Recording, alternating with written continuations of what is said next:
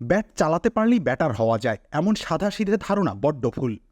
ক্রিকেটে একজন ব্যাটারকে প্রতিটি বলকে পাঠ করতে হয়, বোলারের উদ্দেশ্যটা আগাম বুঝে নিতে হয়, তারপর বলের ধরন ও গতি নির্ণয় করে ব্যাট হাতে মোকাবেলা করতে হয়।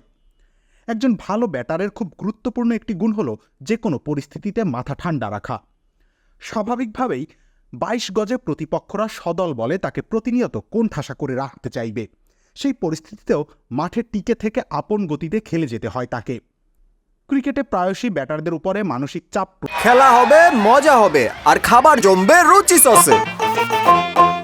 প্রয়োগ করার জন্য প্রতিপক্ষ দল স্লেজিংয়ের আশ্রয় নেয়। স্লেজিং অনেক সময় সত্যি ব্যাটারদের মানসিকভাবে দুর্বল করে দিয়ে ভুল শট খেলতে বাধ্য করে, আর মাঠে ফোকাস হারানোর ফলাফল মানেই উইকেট। আবার ক্রিকেট ইতিহাসে এমন কিছু ঘটনাও পাওয়া যাবে যেখানে ব্যাটার স্লেজিংয়ের শিকার হয়ে যোগ্য জবাবটা তার সবচেয়ে বড় হাতিয়ার ব্যাট দিয়েই দিয়েছেন। এই বিষয়টি সব ব্যাটারের কাপ অফ টি নয়, কেবল হাতে গোনা কিছু এরূপ কীর্তি গড়তে পারে স্লেজিংয়ের জবাবে ছক্কা হাঁকিয়ে দেওয়া এমন কিছু দুর্দান্ত ব্যাটারের সাথে পরিচিত হওয়া যাক। মনীষ পাণ্ডে, ভারত।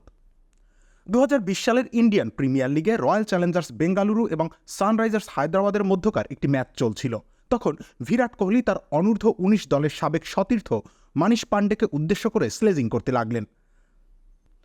আজ নেই মার রাহা হে শট, কথা বলে বিরাট পাণ্ডেকে চাপে ফেলতে চাইলেন, আর ঠিক এরপরেই মোহাম্মদ সিরাজের বোলিংয়ে পাণ্ডে দারুণ এক ছক্কা হাঁকিয়ে জবাবটা দেন। এস শ্রীশান্ত, ভারত। 2006-07 মৌসুমের দিককার ঘটনা। ভারত দক্ষিণ আফ্রিকা সফরে গিয়েছে। তখন দক্ষিণ আফ্রিকার পেসার আন্দ্রে নেলের সাথে শ্রীশান্তের কথার যুদ্ধ বেঁধে যায়। এরপরেই টেল এন্ডার শ্রীশান্ত নেলের একটি ডেলিভারিকে মাঠের বাইরে পাঠিয়ে দেন।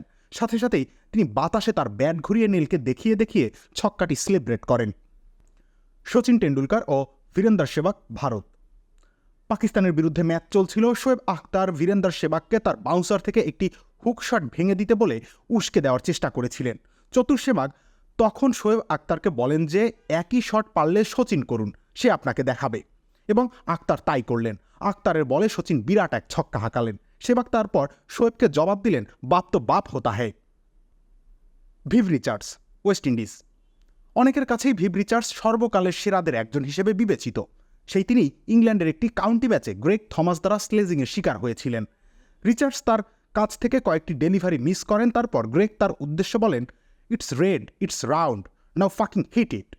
রিচার্ডস তখন তার মেজাজ হারিয়ে ফেলেন এবং পরের বলটি পিটিয়ে একদম পার্কের বাইরে নদীতেই ফেলে দেন।